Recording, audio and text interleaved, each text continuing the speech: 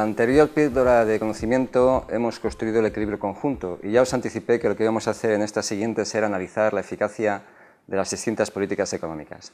Vamos a comenzar con la política monetaria, en un contexto de tipos de cambio fijos, y vamos a ver si la eficacia de la política monetaria depende del grado de movilidad de capital que haya en la economía. Quiero recordaros que en el contexto de economía cerrada, cuando teníamos la situación de economía cerrada, a grandes rasgos, los efectos de una política monetaria expansiva suponía pasar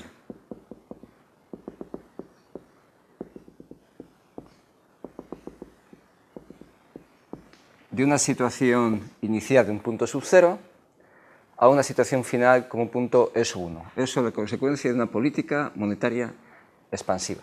Bien, este ajuste no lo voy a explicar ahora, porque lógicamente se me alargaría demasiado la explicación, sabiendo que la tenéis en una píldora anterior. Por tanto, yo esto lo voy a dar ya como explicado.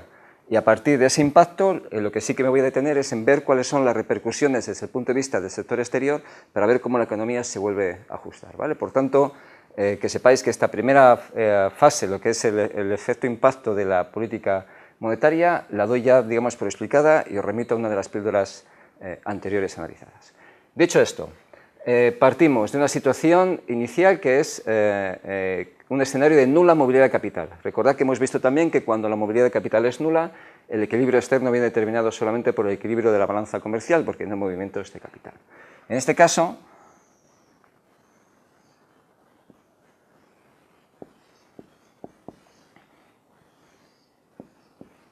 la situación inicial sería esta.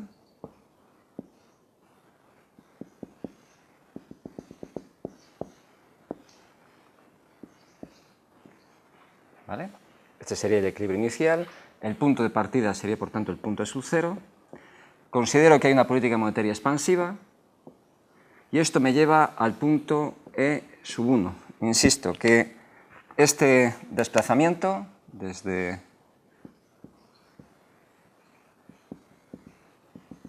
el punto E sub 0 al punto E sub 1 tiene una explicación económica que, lógicamente, me permitís que me remita a una píldora anterior.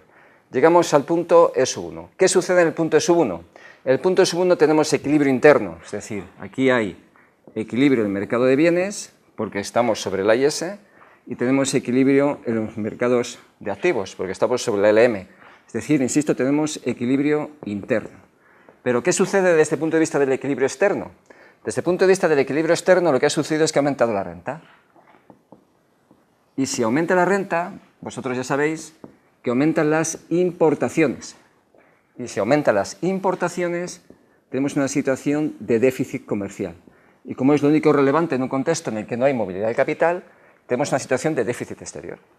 Déficit exterior. ¿Qué sucede cuando hay déficit?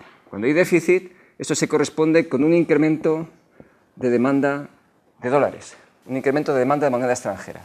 Es decir, una situación de exceso de demanda de dólares en el mercado de cambios. Ahora entra en juego qué tipo de mercado cambiario tenemos. Como estamos en un contexto de tipos de cambio fijos, aquí se producen tensiones a que el euro se deprecie. Es decir, tensiones a que se incremente el tipo de cambio. Pero eso no puede suceder porque hay tipos de cambio fijos. Entonces, ¿qué es lo que hace el Banco Central? El Banco Central, en este caso el Banco Central Europeo, interviene para evitar esas tensiones. ¿Y cómo interviene? Pues si hay un exceso de demanda de moneda extranjera, interviene inyectando dólares en los mercados, aumenta la oferta de dólares. Si aumenta la oferta de dólares, se producen dos efectos. Uno, se produce el equilibrio en los mercados de divisas, desaparecen las tensiones, pero dos, el Banco Central, cuando ofrece moneda extranjera, lo que hace es desprenderse de reservas, pierde reservas. Y si pierde reservas exteriores, esto ya sabéis que esto implica que cae la base monetaria y que se reduce la oferta. Cae la oferta monetaria. Y al caer la oferta monetaria se produce un tránsito desde el punto de sub 1 en el que nos encontramos hacia la situación inicial. Desde el punto de sub 1 hasta un punto final E sub f que coincide con el inicial. Volvemos a una situación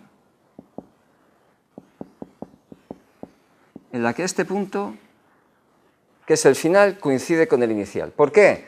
Porque esta expansión monetaria inicial buscada por el Banco Central se ha visto compensada con una pérdida de reservas que ha hecho que caiga la oferta monetaria en la misma cuantía. De tal forma que al final, el punto de equilibrio final coincide con el inicial. La consecuencia, en un contexto de nula movilidad de capital y tipos de cambio fijos, la eficacia de la política monetaria es cero. No ha conseguido ningún efecto. La renta vuelve a su situación inicial, el tipo de interés sigue siendo el inicial y la economía se encuentra donde estaba. Eso en el contexto de nula movilidad de capital. ¿Qué sucedería si hubiera baja movilidad de capital?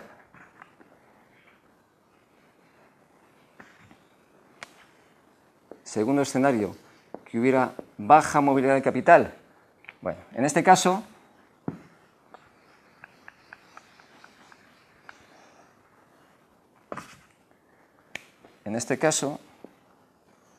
la situación inicial sería esta.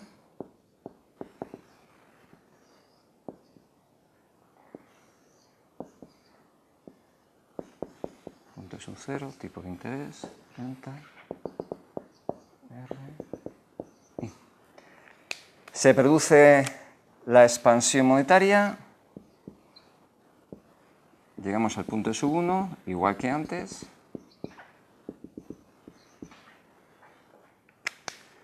Llegamos al punto sub 1, llegamos a una situación de equilibrio interno, igual que antes. Desde el punto de vista exterior, ha aumentado la renta, ha caído el tipo de interés, Si cae el tipo de interés, salen capitales y tenemos déficit de capitales, con lo que tenemos déficit en ambas unbalanzas y el proceso es el mismo. Al haber déficit exterior, porque hay déficit comercial y déficit de los movimientos de capital, se repite lo mismo. Hay un aumento de la demanda de moneda extranjera, exceso de demanda, se repite exactamente el mismo proceso de tal suerte que la LM vuelve hasta su situación inicial. Y al final llegamos a un punto final, E sub 0, E sub f, que coincide con el punto inicial, E sub 0. Por tanto, bajo baja movilidad de capital, de nuevo la eficacia de la política monetaria es cero. ¿Y qué sucede si en lugar de haber baja movilidad de capital hubiese alta movilidad de capital? Si hubiese alta movilidad de capital, recordad que en este caso, esta sería la LM, este el equilibrio externo, esta la IS, este es el punto inicial de sub 0, tipo de interés sub 0, renta sub 0. Se produce una expansión monetaria, llegamos al punto E sub 1, tipo de interés sub 1, renta sub 1, y se produce, igual que antes, punto E sub 1, equilibrio interno, exactamente igual, se cumple. Desde el punto de vista exterior ha aumentado la renta, déficit comercial porque aumentan las importaciones, ha caído el tipo de interés, salen capitales, déficit de los movimientos de capital y todo el proceso sigue siendo el mismo, de tal suerte que la LM sub 1 que hemos obtenido antes vuelve a la situación inicial, exactamente la misma, con lo que el punto de equilibrio final de la economía coincide con el inicial. La eficacia es cero. Y por último, eso sería el escenario 3, ¿no? Vale, y por último, ¿qué sucede bajo perfecta movilidad de capital? Perfecta. Que sería el cuarto caso. Pues bajo perfecta movilidad de capital,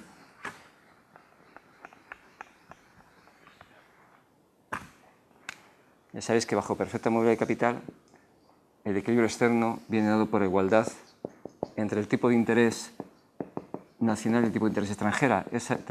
Esa es la clave del equilibrio externo. Ya lo sabéis. Tendríamos esta situación.